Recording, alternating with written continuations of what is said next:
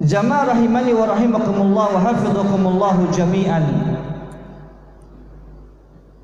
Pada kesempatan malam hari ini kita ingin kembali melanjutkan kajian kita terkait dengan masalah ikhlas.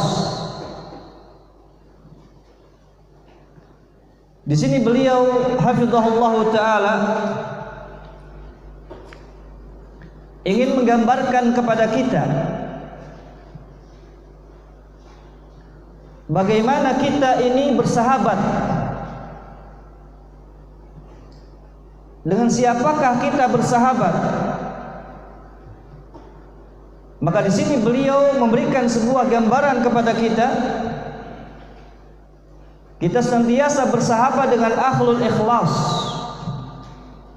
orang yang senantiasa menjadikan amalan dan perkataannya semuanya karena Allah Subhanahu wa taala, dan kita bisa mengambil manfaat bersama mereka, orang-orang yang senantiasa ikhlas di dalam perkataan dan amalannya karena Allah Subhanahu wa taala. Pada kesempatan yang lalu kita sudah membahas tentang hadis-hadis Rasul sallallahu alaihi wasallam yang berbicara tentang masalah kisah-kisah orang-orang yang terdahulu, bagaimana mereka menjadikan amalan-amalan mereka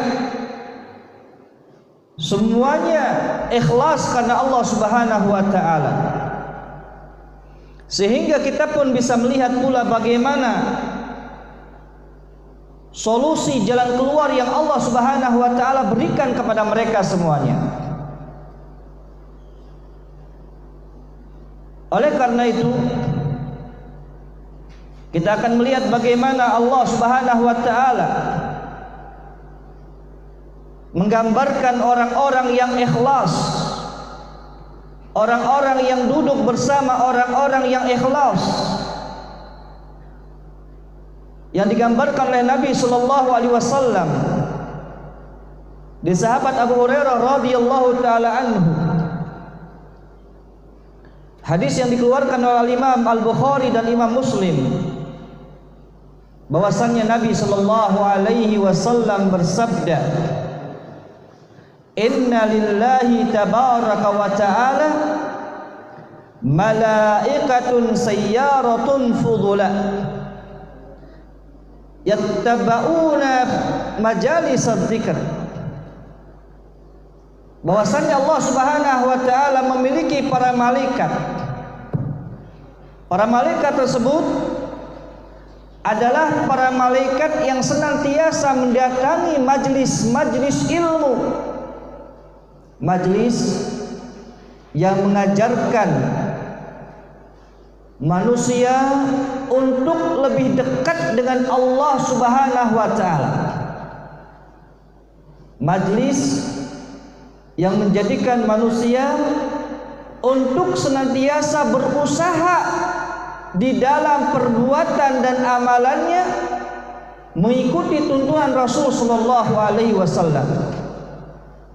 Majlis yang senantiasa bagaimana membersihkan diri, membersihkan hati.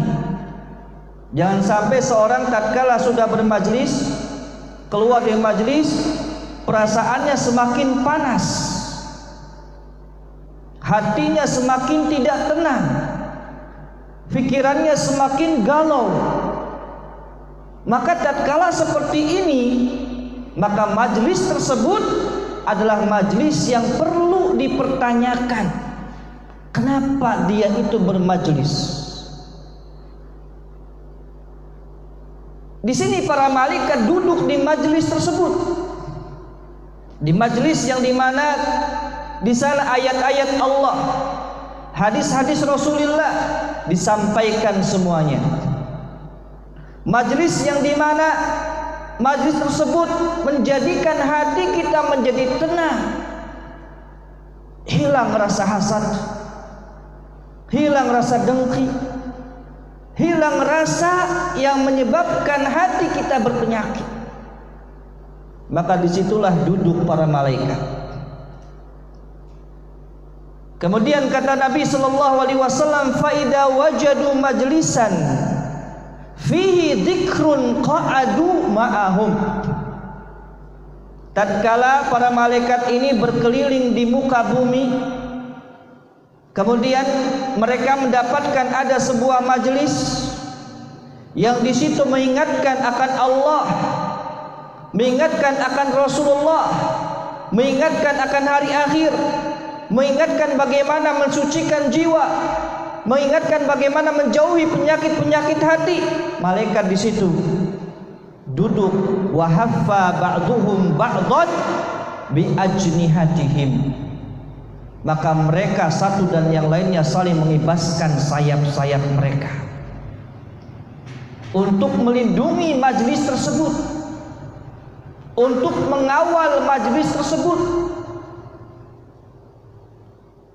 Kemudian hatta yamla'u ma bainahum wa bainas sama'id dunya, sehingga para malaikat tersebut ikut di majlis tersebut sehingga memenuhi apa yang ada di antara langit dunia.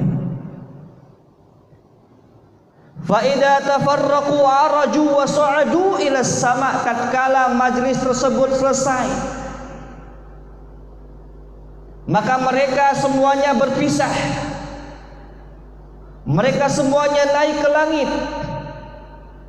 Fayas'aluhumullah, maka Allah Subhanahu wa taala menanyai mereka semuanya.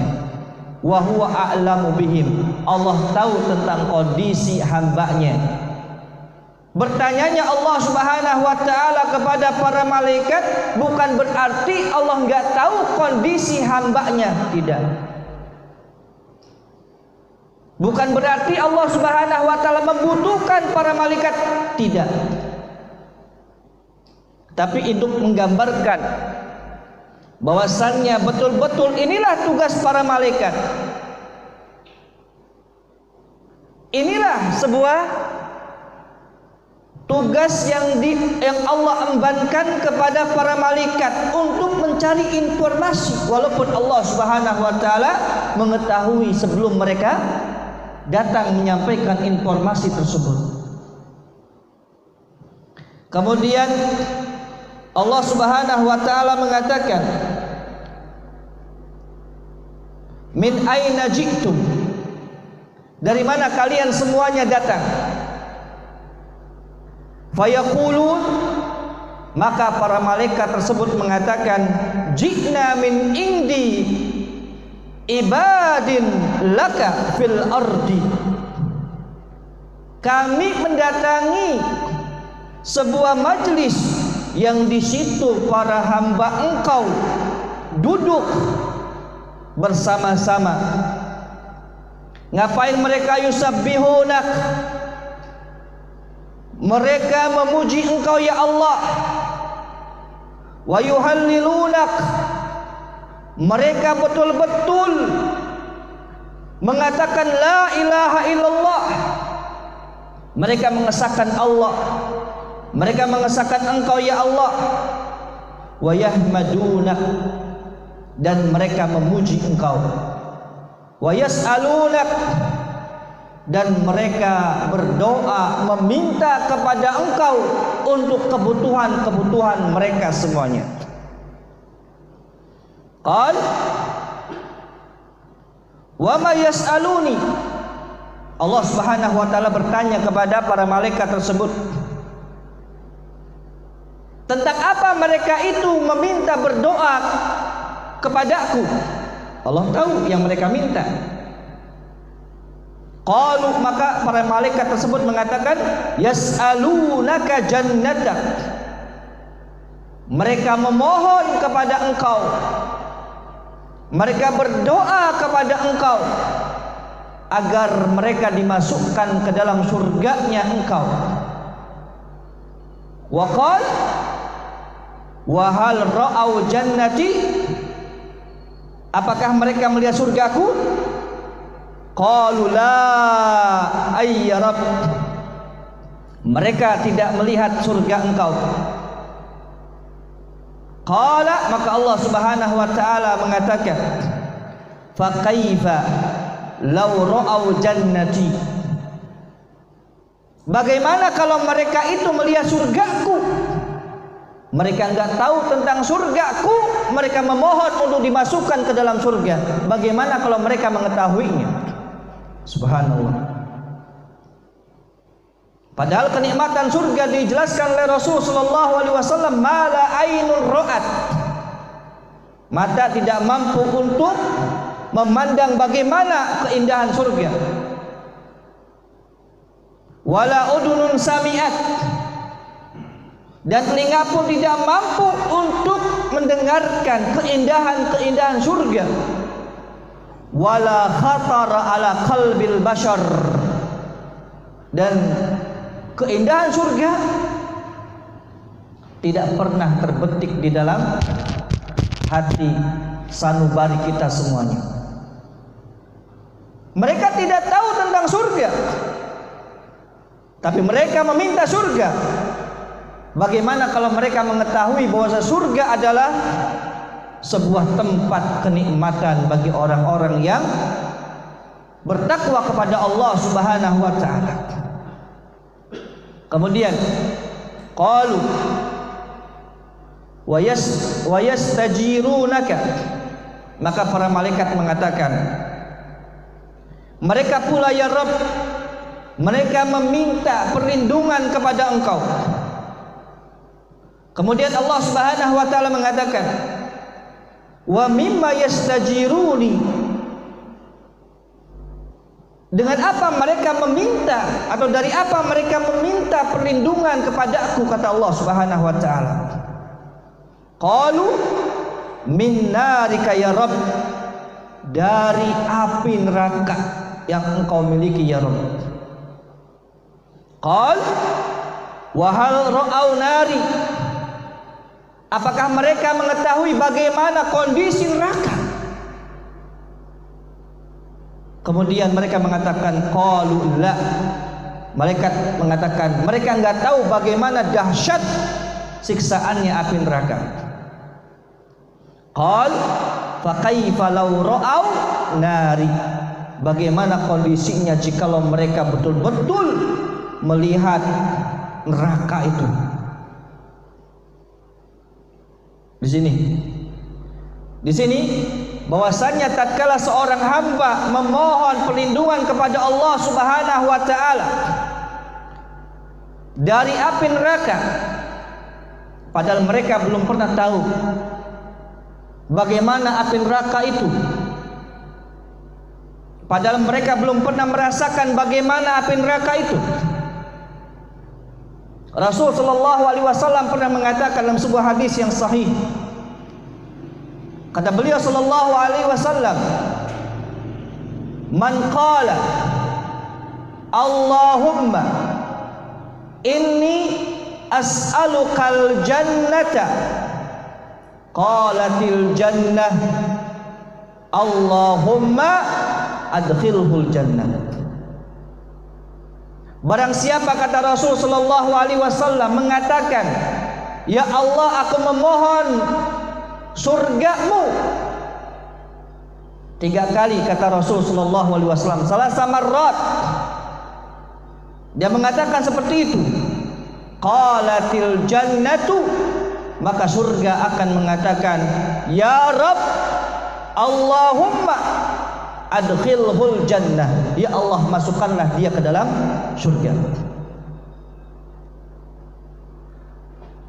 Kemudian idza qala Allahumma inni astajiruka minan nar salasa marratin, tatkala ada seorang hamba mengatakan, ya Allah, aku berlindung kepada engkau dari dahsyatnya api neraka, qalatin naru, maka neraka berkata kepada Allah Subhanahu wa taala, Allahumma ajirhu minan nar, Ya Allah, lindungilah dia daripada api neraka.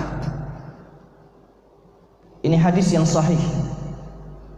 Sehingga kita terus nantiasa berdoa kepada Allah Subhanahu wa taala untuk dimasukkan ke dalam surga, dan kita berdoa kepada Allah Subhanahu wa taala untuk dijauhkan, dilindungi dari api neraka. Kemudian hadis yang berikutnya menyebutkan di sini, qal, selain itu, wa yastaghfirunak, dan mereka pula memohon ampunan kepada Engkau ya Allah. Fayaqulu qad ghafartu lahum, aku sudah ampuni mereka semuanya. Fa'ataituhum ma sa'alu, dan aku berikan apa yang mereka minta. Wa ajartuhum mimma stajaru, dan aku lindungi mereka terhadap apa yang mereka itu meminta perlindungan kepadaku. Qal fayaqulun, maka mereka mengatakan, Rabbi fihim fulanu abdin khatta innama marra fajalasa ma'ahum fayaqul walahu ghafartu humul qawmu la yashqa bihim jalisuhum. Ya Rabb, ada di kalangan mereka seorang hamba yang melakukan sebuah dosa dan kesalahan, tetapi mereka itu ikut nimbrung juga di majlis tersebut. Jadi ini orang ini nggak biasa ikut bermajlis, tiba-tiba dia ikut bermajlis. Dia lewat, oh ada majlis ilmu, dia datang duduk, padahal kebiasaannya tidak seperti itu. Fayaqul, maka Allah Subhanahu wa taala mengatakan, ghafartu, aku ampuni mereka. Humul qaum, mereka adalah kaum la yashqa bihim jalisuhum, mereka suatu kaum yang tidak akan pernah mendapatkan sebuah kesengsaraan tatkala mereka duduk dalam kondisi seperti itu. Subhanallah. Hadis ini diriwayatkan oleh Imam Al-Bukhari dan Imam Muslim. Maka tatkala kita berada di majlis, sejatinya malaikat ikut bersama kita semuanya. Malaikat mengibaskan sayap-sayap mereka, kemudian menaungi orang-orang yang berada di majelis ilmu. Tatkala seorang tidak merasakan begitu lamanya majelis ilmu, karena betul-betul malaikat itu menaungi mereka semuanya. Kemudian sebutkan pula bahwasannya kata beliau hafizahullahu taala, fahdhar minal bu'di an akhlil ikhlas, maka hati-hatilah ketika kita menjauhi orang-orang yang betul-betul mengikhlaskan amalannya, mengikhlaskan ucapan dan perkataannya untuk Allah Subhanahu wa taala. Maka lihat apa yang disampaikan dalam wasiat Rasulullah sallallahu alaihi wasallam dalam sebuah hadis yang diriwayatkan oleh atau dikeluarkan oleh Imam Ahmad dan Abu Dawud dan juga Imam An-Nasa'i, yang dimana beliau sallallahu alaihi wasallam bersabda, ma min salasatin fi qaryatin wala badwin la tuqamu fihimus salatu illa qad istahwadha alaihimus syaitan fa alaikum bil jama'ati fa innama ya'kulu dhi'bu minal ghanami al qasiyah. Tidaklah ada 3 desa atau 3 dusun atau 3 perkampungan la tuqamu as-shalah, yang tidak mendirikan sholat jamaah. Jadi 3 kampung nih sholatnya sendiri-sendiri, ya, tidak menegakkan sholat jamaah. Illa qad istahwadha alaihimus syaitan, melainkan 3 kampung tersebut betul-betul dikuasai oleh syaitan. Betul-betul dikuasai oleh syaitan. Fa'alaikum bil jamaah, maka wajib atas kalian untuk senantiasa berjamaah. Fa inna ma ya'kulud dhi'ab, sesungguhnya seekor serigala akan memakan seekor kambing yang sedang sendirian. Artinya di sini bagaimana digambarkan bahwasannya orang tatkala sholat sendirian seperti kambing, yang dimana orang yang sholat sendirian itu akan diganggu oleh syaitan, dan syaitan ini diibaratkan sebagai serigala yang siap untuk menyantapnya. Contoh ketika kita sholat berjamaah, subhanallah, kita ini enak sekali ketika sholat berjamaah. Artinya ada orang yang bertanggung jawab terhadap kekeliruan kita semuanya. Dan imam pun merasa nyaman. Kenapa? Ketika dia salah ada orang yang mengingatkannya. Oleh karena itu imam betul-betul harus memahami ketika dia salah, ketika diingatkan dia harus paham. Ini adalah bentuk bahwasannya yang saya tadi ucapkan, yang saya gerakkan itu keliru, maka diingatkan. Nah, kalau sholat sendirian, siapa yang mengingatkan? Tidak ada mengingatkan. Tapi ketika sholat jamaah, maka imam diingatkan oleh makmumnya, dan makmum pun merasa nyaman dengan imam yang ada. Dia mendapatkan pahala yang lebih sama dengan para imam yang ada dibandingkan dengan dia sholat sendirian. Jamaah rahimani wa rahimakumullah, ini sebuah gambaran bagi kita semuanya bahwasannya kita menjaga sebuah persatuan itu lebih penting dibandingkan kita individual. Kita kedepankan sebuah apa? Amalan karena Allah Subhanahu wa taala. Kita kedepankan sebuah perbuatan karena Allah Subhanahu wa taala, dengan senantiasa nisyanu ru'yatil khalqi bidawamin nadhari ilal khaliq. Dengan kita senantiasa melupakan pandangan-pandangan manusia. Yang kita lihat adalah pandangannya Allah Subhanahu wa taala. Yang kita perhatikan adalah pandangannya Allah Subhanahu wa taala. Nikmat sekali. Kenapa? Karena kita enggak membawa sebuah beban, tidak membawa sebuah permasalahan. Karena ibadah yang kita lakukan bukan untuk mendapatkan sebuah pujian dari manusia, bukan untuk menjadi seorang yang dikenal, bukan untuk dijadikan sebagai orang yang dipuja dan dipuji oleh semua orang yang ada. Karena fungsinya kita tatkala melakukan sebuah amalan semuanya karena Allah Subhanahu wa taala, sehingga enggak ada beban di sana.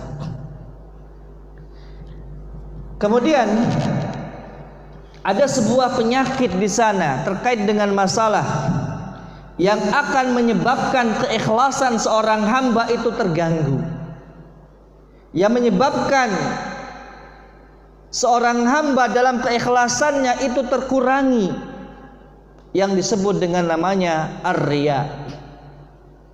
Ini riya ini sangat bahaya sekali. Karena Rasulullah SAW menegaskan bahwasannya suatu yang paling ditakuti melebihi daripada fitnahnya Dajjal adalah sifat riya.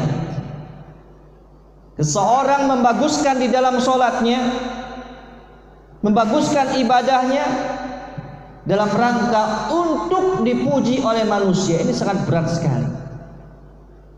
Sehingga ahibati fillah, Jamaah rahimani wa rahimakumullah, kita harus mengenal dengan yang namanya riya. Ini sebuah keburukan, tapi kita harus berkenalan dengan yang namanya keburukan ini. Araftu syarra la li syarri walakin litawaqqihi. Aku mengetahui itu sebuah keburukan, bukan untuk melaksanakan keburukan tersebut, akan tetapi dalam rangka untuk berjaga-jaga jangan sampai aku ini terjatuh kepada keburukan tersebut. Jadi kita belajar bagaimana bahayanya mencuri, bukan berarti kita belajar bagaimana cara mencuri, tidak, tapi bagaimana kita menjauhi yang namanya mencuri.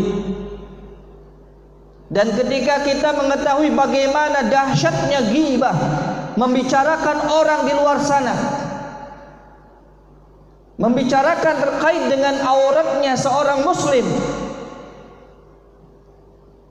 maka disitulah berarti harus saya jauhi, karena itu keburukan.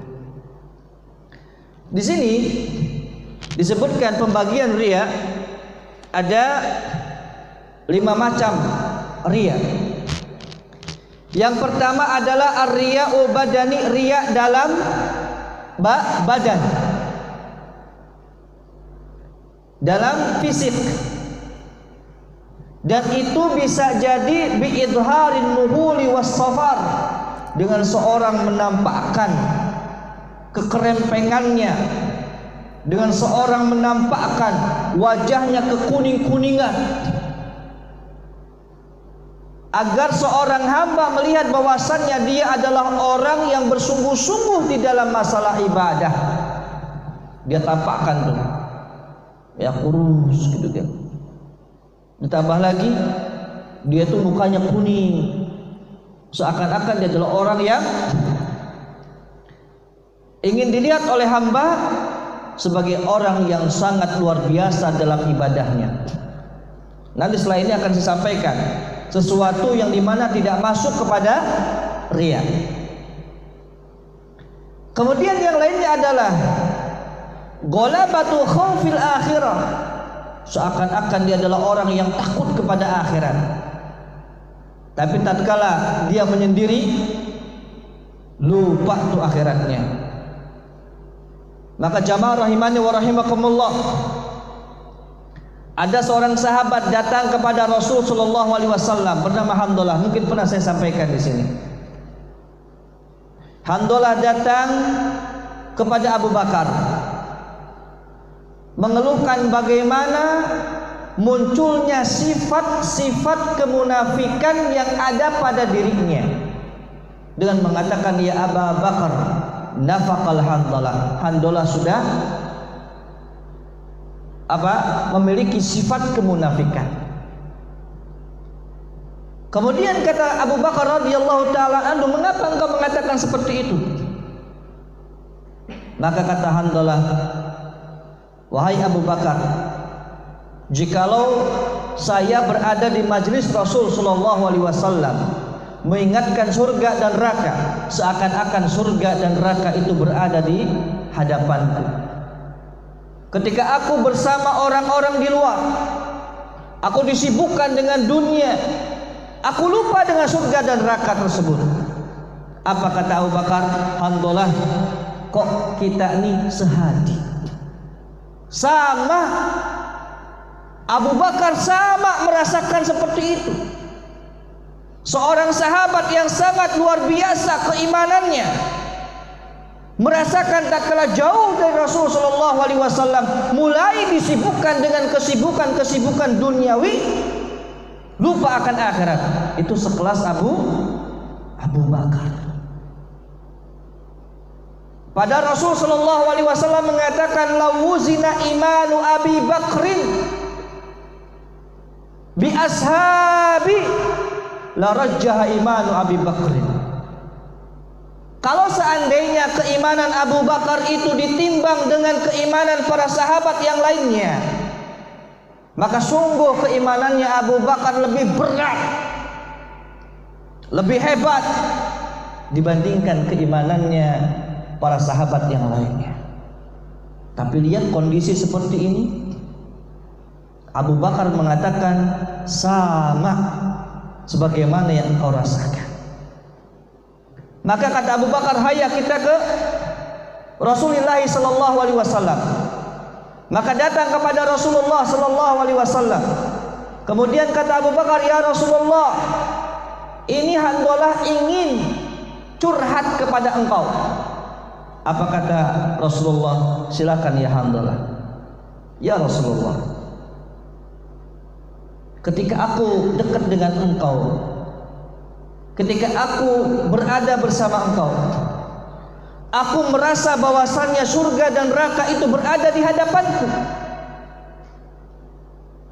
Tatkala aku kembali kepada keluargaku, tatkala aku kembali kepada masyarakatku, tatkala aku kembali kepada masyarakat luas, itu surga dan neraka sudah lupa, nggak teringat di hadapanku. Mulai ini yang namanya dusta di dalam muamalah, membincangkan satu dan yang lainnya, mulai saya lakukan. Kemudian membuat sebuah hilah tipu muslihat dalam rangka untuk mencelakakan saudara, itu mulai itu muncul kayak gitu-gituan. Kemudian apa kata Rasul sallallahu alaihi wasallam? Ya Handalah, jikalau engkau kondisinya sama ketika engkau berada di luar dengan di majlisku, sungguh malaikat akan datang kepadamu di tempat-tempat tidurmu, kemudian mereka menjabat tanganmu. Walakin ya Handalah sa'atan, ada pembagian waktu. Ada waktu untuk belajar, ada waktu untuk Allah, ada waktu untuk keluarga, dan ada waktu untuk diri kamu sendiri. Di sini bagaimana Rasul sallallahu alaihi wasallam menggambarkan bahwasanya waktu itu dibagi dalam satu hari. Ada waktu untuk Allah, itu kita salat 5 waktu. Ada waktu kita untuk belajar, kapan kita fungsikan untuk kita belajar. Kalau bisa setiap hari minimalnya itu 3 jam kita baca buku. Minimalnya 3 jam kita baca buku. Dari 24 jam, 7 jam buat bekerja. Sholat 5 waktu ya 5 kali 5, 25 menit misalnya. Kalau 5 menit sholatnya, saya yakin kalau sholat di rumah masing-masing paling banter ya 3 menit gitu kan. Alhamdulillah ketika sholat berjamaah, insya Allah sampai kepada 5 menit bahkan lebih daripada itu. Sebuah ketenangan muncul ketika kita berjamaah. Kemudian ambil dari 24 jam kita belajar, membaca Al-Quran minimalnya 1 halaman lah setiap habis maghrib, setiap habis subuh. Kemudian kita baca kitab-kitab yang lain yang bisa kita baca, Riyadhus Shalihin kita baca, walaupun 1 hari 1 hadis. Kita baca kitab Bulughul Maram kita baca, walaupun 1 hari 1 hadis. Lebih baik dibandingkan orang yang gak pernah membaca. Ini artinya betul-betul nanti hidup kita dipenuhi dengan sebuah ketenangan jiwa. Kita nggak terlalu perhatian terhadap omongan-omongan orang di luar. Biarkan dia berbicara, biarkan dia ngomong. Kenapa? Karena memang dia punya mulut untuk dia berbicara. Ketika dia berbicara terkait dengan kejelekan Anda, kejelekan kita semuanya, maka alhamdulillah itu merupakan sebuah bekal bagi kita. Ternyata kita nggak perlu banyak-banyak waktu untuk mengoreksi kejelekan-kejelekan kita. Sudah dibantu sama saudara kita. Dan alhamdulillah kita pun mendapatkan kebaikan-kebaikan yang dilakukan oleh saudara kita. Sehingga kita pun tidak terlalu banyak untuk melakukan sebuah kebaikan-kebaikan. Kenapa? Karena saudara-saudara kita sudah mensedekahkan kebaikannya kepada kita. Sangat enak sekali. Nah, ini sudah ada. Baik, insyaallah kita akan lanjutkan setelah salat Isya tentang macam-macam riya. Wa sallallahu ala Muhammad wa ala alihi wa sahbihi wa sallim.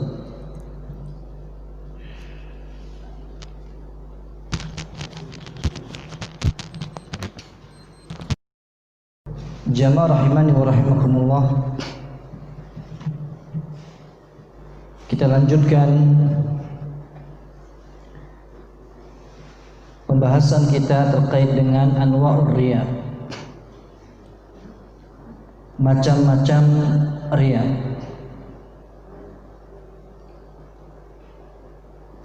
Yang pertama kita sudah mengetahui terkait dengan riya al-badani.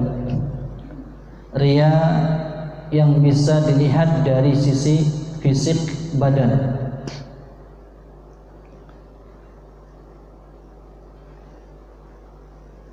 Kemudian yang kedua adalah riya min jihatu az-zi. Riya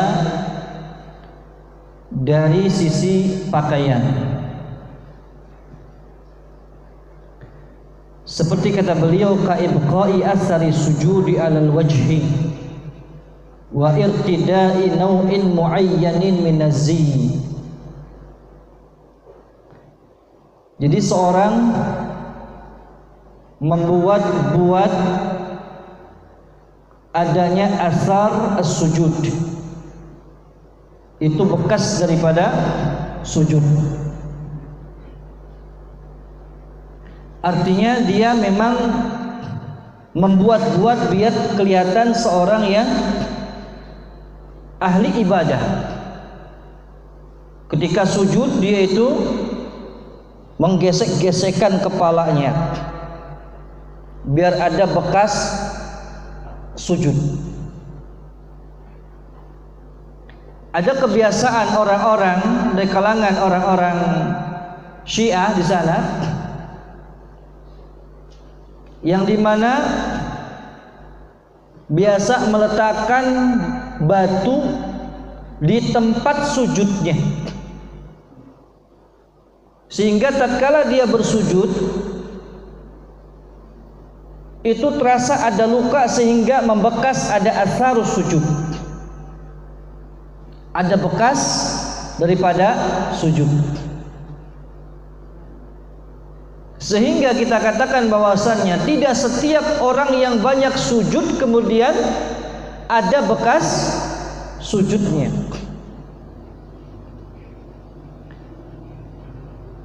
Kemudian yang kedua adalah memakai pakaian yang khusus, pakaian yang terkait dengan pakaian yang dipakai oleh para ulama. Misalnya ada seorang ketika memakai pakaian, contohnya misalnya pakaian yang kelihatan dia adalah seorang alim,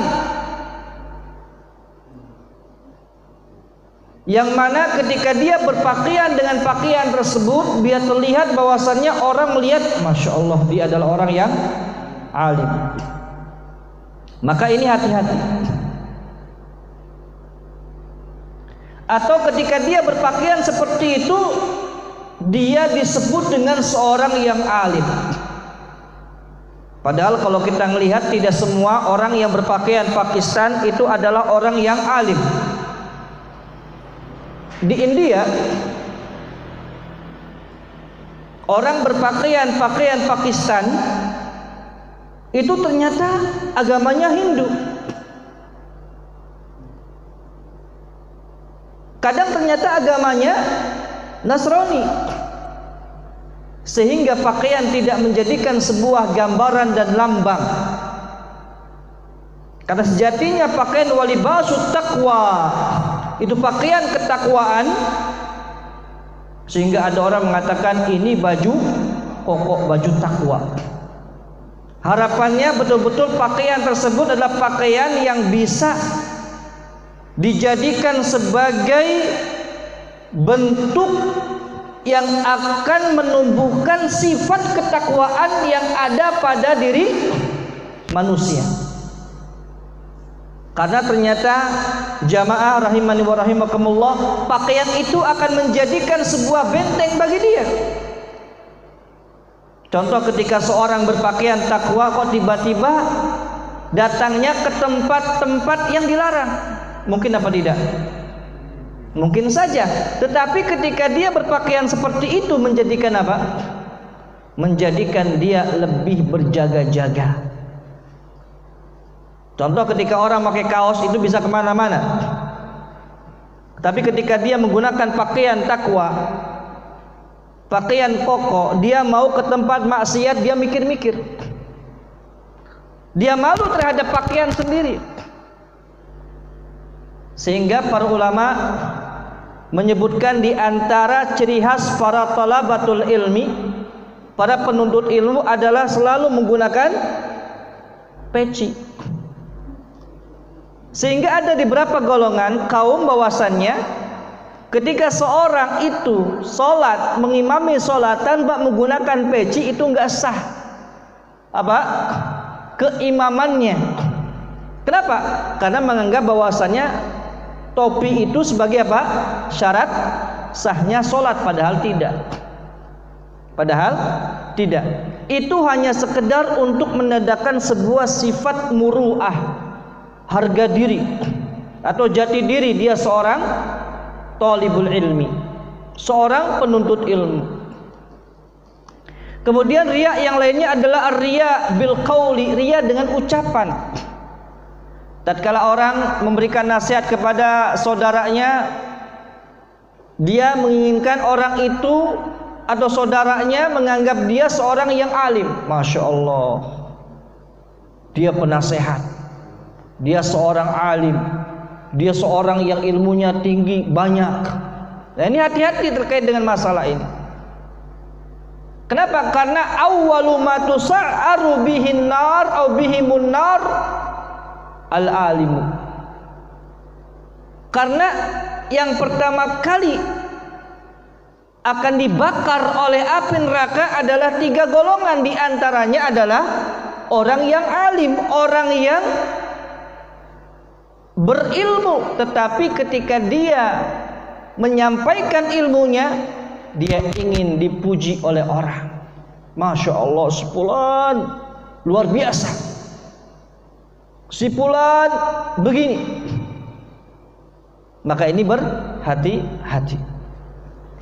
Kemudian yang berikutnya adalah ar-riya bil amal, riya dalam amalan.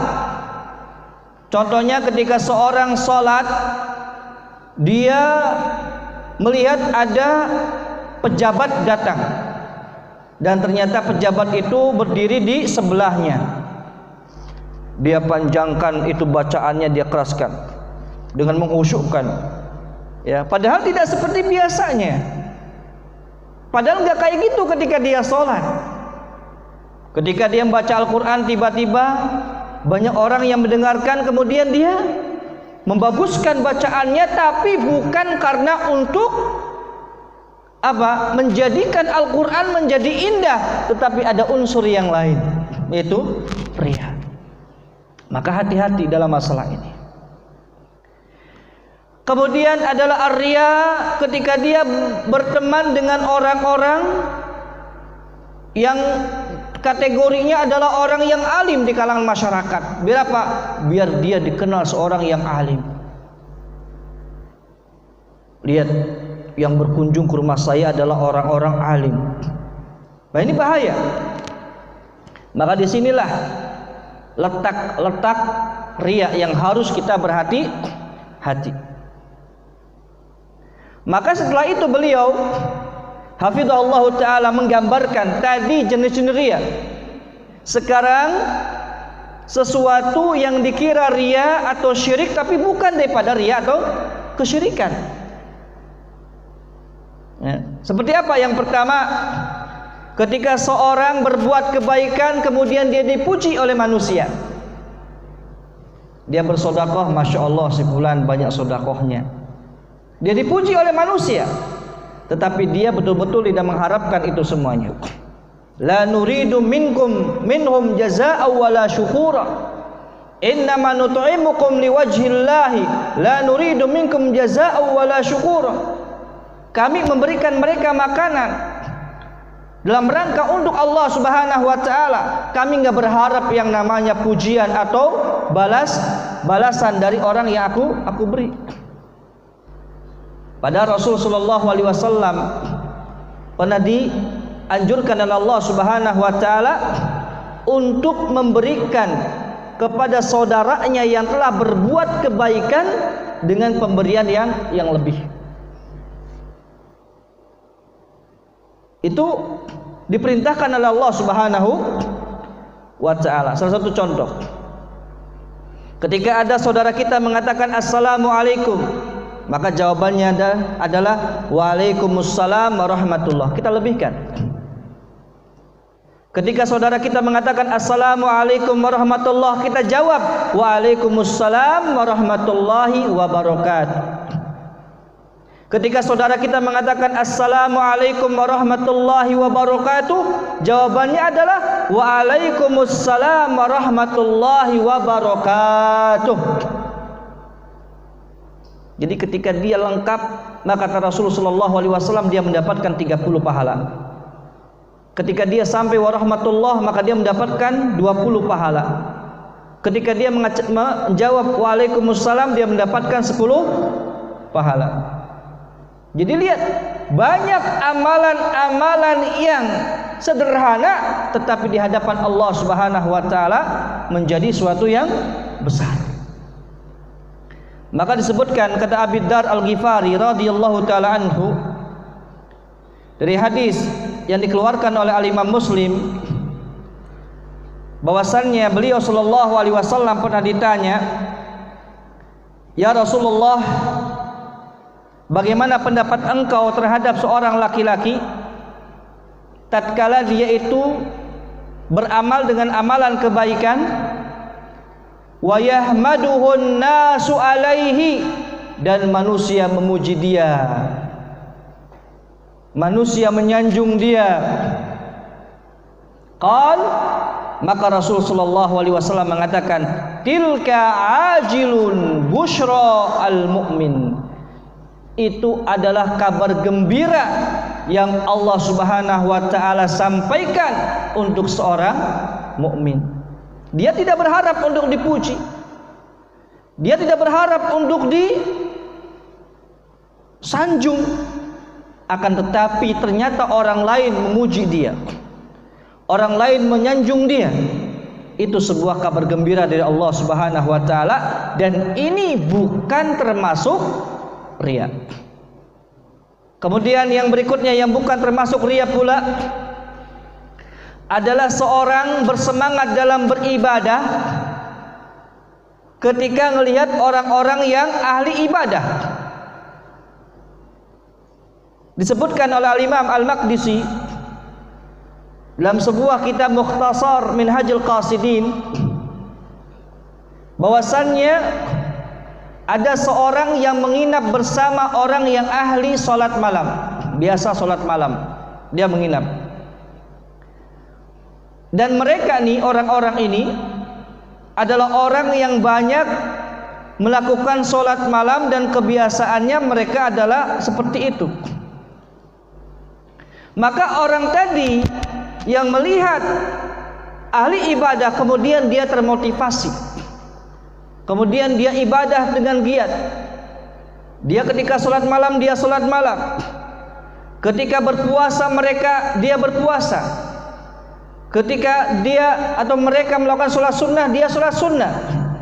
Ketika mereka melakukan sedekah, dia pun sedekah. Semua yang dilakukan oleh ahli ibadah, kemudian dia melakukan itu semuanya dalam rangka untuk menjadikan dia semangat di dalam ibadah. Maka ini tidak menjadikan seorang itu terkena riya. Karena sebagai motivasi. Ada sebuah cerita bahwasannya ada seorang anak kecil, yang dimana anak kecil ini termotivasi seorang kakek yang rajin sholat ke masjid, padahal bapak dan ibunya nggak perhatian kepada dia terkait dengan masalah ibadahnya. Pada suatu hari kakek ini meninggal dunia.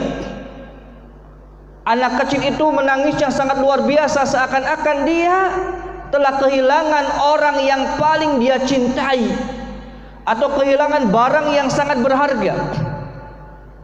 Bapak ibunya bertanya kepada anaknya, "Wahai anakku, kenapa engkau sampai seperti itu nangisnya? Kenapa engkau bersedih seperti itu, wahai anakku? Apa yang telah menimpa kepada engkau, wahai gerangan?" Apa kata anaknya? "Sesungguhnya orang yang sudah memberikan aku petunjuk untuk aku rajin sholat di masjid, dia meninggal dunia. Dialah orang yang menjadikan aku semangat di dalam aku beribadah. Berbeda dengan bapak dan ibu yang senantiasa berada di rumah, tidak pernah mengajak aku untuk beribadah." Di situ bapak dan ibunya langsung nangis. Ternyata selama ini anaknya betul-betul menyaksikan kondisi ibu bapaknya di rumah, yang dia tiru orang di luar. Yang kebetulan ditiru adalah orang yang rajin dalam ibadahnya. Maka ini yang perlu kita perhatikan semuanya, bahwasanya orang-orang, anak-anak kecil yang ada di rumah-rumah kita semuanya menyaksikan, sadar ataukah tidak, apa yang kita lakukan itu ditiru oleh mereka semuanya. Maka kita betul-betul berhati-hati terkait masalah ini. Dan selepas itu kedua orang tuanya, Masya Allah, sangat rajin dalam beribadah. Dia meninggalkan kebiasaan-kebiasaan yang sebelumnya, disebabkan gara-gara seorang anak melihat seorang kakek yang rajin ke masjid. Kemudian yang berikutnya adalah tahsin wa tajmilus siyab. Ketika seorang memakai pakaian yang baik, berhias, memakai minyak wangi ketika ingin sholat, karena itu perintah Allah Subhanahu wa taala, khudhu zinatakum inda kulli masjidin. Pakailah pakaianmu, pakailah perhiasanmu, pakailah pakaian yang bagus, yang indah, bukan yang baru. Ya, yang bagus, yang indah setiap kamu ingin pergi ke masjid. Jadi ini sebuah perintah dari Allah Subhanahu wa taala. Ketika kita di masjid, ketika kita ingin pergi ke masjid, maka ambillah perhiasan-perhiasan kita yang berupa pakaian-pakaian yang bagus. Jadi jangan ke masjid pakaian sederhana, biasa, padahal ada pakaian yang bagus. Yang bagusnya untuk acara-acara yang lainnya, tidak ada terkait dengan ibadah, padahal dia sedang berhadapan dengan Allah Subhanahu wa taala. Dan ini tidak masuk kepada ar-riya, sebagaimana hadis yang diriwayatkan oleh al-Imam Al-Bukhari dan al-Imam Muslim, yang dimana kata Abdullah bin Mas'ud radhiyallahu taala anhu, bahwasanya seorang yang senang kepada pakaiannya bagus dan sandalnya bagus, ini tidak masuk kepada kategori sombong. Innallaha jamilun yuhibbul jamal. Bahwasannya Allah Subhanahu wa taala Maha indah dan suka kepada yang namanya keindahan. Sampai Nabi sallallahu alaihi wasallam mengatakan, "Hubbiba alayya atib." Aku dijadikan sesuatu yang paling aku cintai adalah atib, minyak wangi. Maka beliau sallallahu alaihi wasallam selalu berwangi-wangi, bersiwak. Ya, kalau kita misalnya kebiasaan kita sikat gigi sebelum sholat, ya sikat gigi. Kenapa? Karena memang betul-betul ingin berhadapan dengan Allah Subhanahu wa taala. Kemudian yang keempat adalah tidak berbicara terkait dengan dosa yang sudah dilakukan. ya, alias menyampaikan secara terang-terangan kepada orang bahwasannya dia telah melakukan sebuah dosa. Sebaiknya dia apa? Menyembunyikan dulu. Kenapa? Karena Rasulullah SAW mengatakan, "Kullu ummati mu'afan illal mujahirin." Umatku itu mu'afan, akan dimaafkan oleh Allah Subhanahu wa taala, illal mujahirin, kecuali orang-orang al-mujahirin. Siapakah orang mujahirin ini? Kata Nabi SAW, "Wa inna minal mujaharati an ya'mala ar-rajulu bil-laili amalan." Yaitu seorang ketika di malam hari melakukan sebuah amalan. Summa yusbihu, kemudian di pagi hari, wa qad satarahallahu alaihi, Allah Subhanahu wa taala sudah tutup itu amalan yang dia lakukan di malam hari. Fayaqul, maka dia mengatakan, "Ya fulan, wahai fulan, amiltul barihata kada wa kada." Aku semalam sudah melakukan ini dan ini. Wa qad bata yasturuhu rabbuhu, padahal semalam sudah Allah tutup dia. Cuma hanya dia dan Allah yang tahu. Wa yusbihu yakshifu syatrallah, ketika di pagi hari dia membuka, menyingkap sesuatu yang Allah Subhanahu wa taala tutup. Kenapa seperti ini? Harapannya seorang itu tidak berbangga dengan sebuah kemaksiatan yang dilakukan di malam hari, kecuali dalam kondisi dia ingin meminta nasihat kepada seorang yang dianggap oleh dia adalah orang yang alim. Itu lain lagi. Tapi dalam rangka dia berbangga diri bahwasanya dia melakukan sebuah dosa di malam hari, kemudian disampaikan kepada orang sehingga dia berbangga-bangga dengan dosa, sehingga orang lain akan menganggap dosa itu biasa, maka ini berbahaya sekali. Sahabat Anas bin Malik radhiyallahu taala anhu mengatakan bahwasannya kami menganggap sebuah dosa kecil minal mubiqat, termasuk sesuatu yang bisa menyebabkan kami celaka.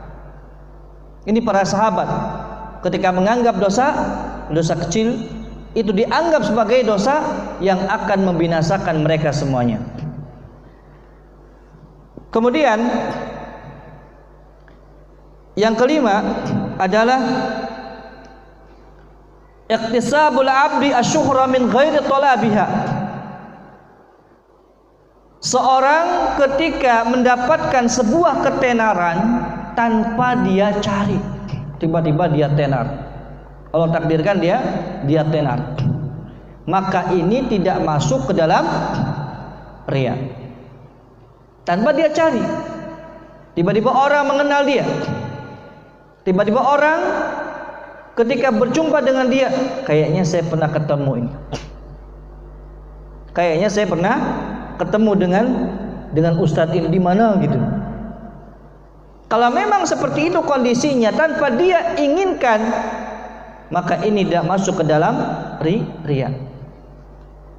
Di sini sebutkan bahwasannya kata Al-Imam Al-Maqdisi dalam kitabnya Mukhtasar Minhajul Qasidin, beliau mengatakan al-madmumu talabul insani asyuhrata. Sesuatu yang tercela adalah seorang mencari sebuah ketenaran. Apa katanya? Cobalah, saya lagi berbicara nih, coba direkam, kemudian sampaikan, ini adalah Ustadz Fulan, Ustadz Fulan, Ustadz Fulan. Ketika dia yang meminta, maka ini dikhawatirkan masuk kepada sebuah riya. Bahkan ketika saya bertanya kepada Syekh Abdul Malik Ramadhani, waktu itu ada seorang teman yang bertanya terkait dengan masalah itu, ya Syekh, boleh nggak saya ini mengupload ceramah saya agar orang bisa mendapatkan manfaat di ceramah saya? Apa kata beliau? Falyaf'al ghair. sejatinya atau sepatutnya yang menyebarkan itu adalah orang selainmu. Kenapa? Untuk menghindari yang namanya riya. Untuk menghindari yang namanya riya. Dia boleh untuk mengupload itu. Dia boleh menyebarkan kajiannya dia. Cuma yang dikhawatirkan itu, dia ingin mendapatkan Masya Allah pujian dari orang misalnya, ya. Maka kata beliau hafizahullah ta'ala, hendaknya seorang yang menyebarkan video Anda, ceramah Anda, kajian Anda adalah orang lain, dalam rangka untuk menjaga hati, dalam rangka untuk menjaga daripada sifat riya. Subhanallah. Itu nasihat beliau hafizahullah ta'ala. Walaupun hukumnya boleh-boleh saja, bukan suatu yang dilarang, boleh saja, cuma lebih baiknya dalam rangka untuk menghindari yang namanya sifat riya atau ingin dipuji oleh orang lain. Wa amma wujudaha min jihatillahi ta'ala min ghairi talabil insani falaysa bin madmum. Kalau tatkala seorang itu mendapatkan sebuah ketenaran, pujian dan sebagainya, padahal dia sudah berusaha untuk melakukannya karena Allah Subhanahu wa taala, tanpa dia cari, maka ini bukan termasuk sesuatu yang tercela. Jadi dilihat sini, ketika suatu itu tanpa dia cari kemudian dia mendapatkan sebuah ketenaran di kalangan manusia, maka ini tidak masuk ke dalam bab riya. Maka jamaah rahimani wa rahimakumullah, subhanallah, ini terkait dengan riya saja sangat luar biasa nih. Kita ingin membersihkan diri kita dari itu semuanya, membersihkan jiwa kita dari hal-hal yang terkait dengan pujian dari orang, karena hati kita itu lemah. Ada seorang ulama mengatakan, innal quluba dha'ifah fa inna syubha khattafa. Hati itu sangat lemah sekali. Adapun suatu syubhat, sesuatu yang datang tanpa dengan kejelasan yang jelas dari syariat, itu sangat cepat menyambar. Oleh karena itu, para ulama senantiasa memberikan nasihat kepada kita semuanya, hati-hati terhadap sebuah pemikiran-pemikiran yang merusak, yang seakan-akan itu merupakan sesuatu yang baik, tapi itu ternyata tidak baik. Maka tatkala kita mendapatkan suatu hal yang dimana itu kelihatannya baik, kelihatannya memperbaiki, ternyata itu hal yang bisa merusak, maka kita harus berhati-hati. Contoh, ketika seorang terkait dengan masalah mudah untuk mengkafirkan saudaranya, ini kita hati-hati. Ya, tidak mudah kita itu untuk menjustis saudara kita dengan menjadikan saudara kita keluar daripada Islam. Kalau ada pemikiran seperti itu, maka kita sampaikan kepada orang-orang yang kita anggap keilmuannya mumpuni, yang punya kompeten dalam masalah ini, tanyakan kepada mereka. Jangan sampai kita lahap saja. Ini akan menjadikan sebuah syubhat, sesuatu yang tidak jelas yang akan menempel pada diri kita semuanya. Jamaah rahimani wa rahimakumullah, inilah yang bisa kita bahas terkait dengan masalah ar-riya. Dan insyaallah ta'ala pada kesempatan yang akan datang kita akan menjelaskan tentang keutamaan ikhlas di dalam amalan-amalan kita sehari-hari. Wallahu ta'ala alam bisawab, wa sallallahu ala Muhammad wa ala alihi wa sahbihi wa sallim.